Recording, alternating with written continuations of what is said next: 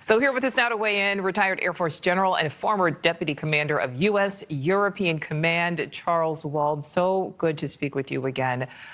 So Iran wants U.S. war reparations, recognition of its sovereignty over the Strait, and an end to American sanctions, among other things. The president saying that is unacceptable.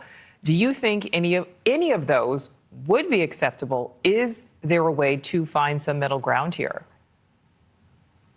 No, I don't. I think it's laughable. They would make those demands. I mean, I know that there's frustration in the United States and other places with this activity, but Iran is, it's just unbelievable that they would even make any of those comments. I think what we should do is tighten things up.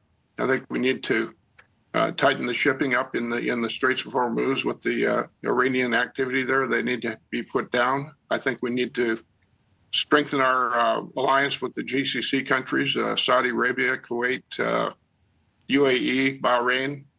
I think we need to be ready to go back in and finish off what we did starting in February from the standpoint of taking every missile they have in Iran that we know about, as well as their command and control. And I think it's embarrassing and laughable that the Iranians would make some of these demands. They have no way to do that right now. All right, so speaking of nuclear capabilities there, in an interview just yesterday, the president says that the U.S. is surveilling Iran's remaining enriched uranium stockpile. I want to listen to that. Well, we'll get that at some point, whatever we want. We have it surveilled. You know, I did a thing called Space Force, and they are watching that if somebody walked in, they can tell you his name, his address, the number of his badge. No, we have that very well surveilled. If anybody got near the place, we will know about it, and we'll blow them up. We'll blow them up. Okay, General, so that was during an interview that aired just yesterday. Last month, though, the president said he didn't care about the uranium because it was buried, quote, so far underground. So, General, as you know, that's just some of the mixed messaging that has been a part of this entire campaign. What is your interpretation there?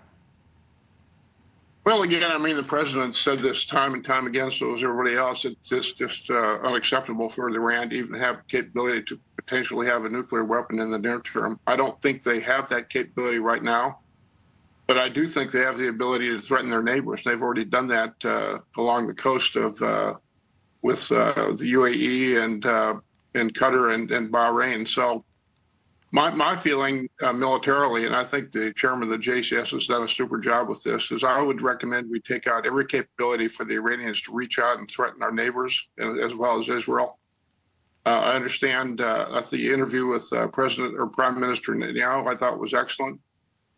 I don't think there's any rationale, or I don't think they're a reasonable negotiating partner, the Iranians or anybody else there. And I think we need to hold our ground, and we need to make sure we protect our neighbors and ourselves and our interests.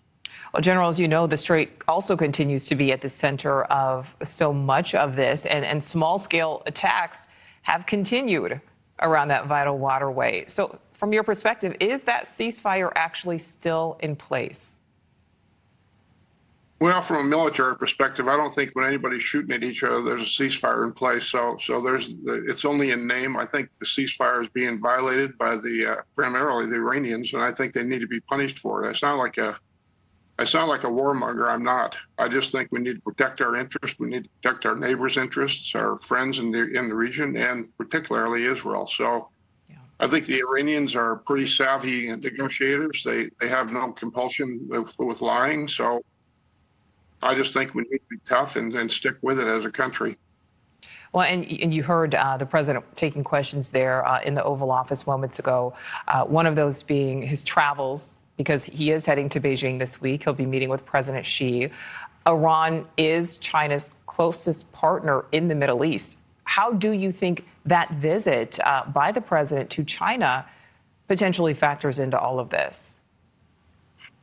Well, I mentioned it the other day during a similar interview, and I think we need to make sure that, but the United States needs to make sure China understands that it's unacceptable for China to replenish the Iranians with military capability, particularly drones, but other things. And I realize that the visit is very important with President Xi, but I think it needs to be made clear to the Chinese that we're not going to accept Iran as they are right now, we're not going to accept their terms. It's beyond belief that they would demand some of the things they are demanding.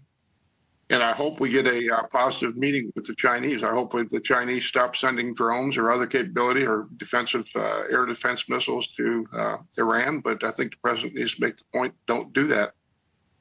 General Charles Wald, thank you, as always. Thanks, Nicole.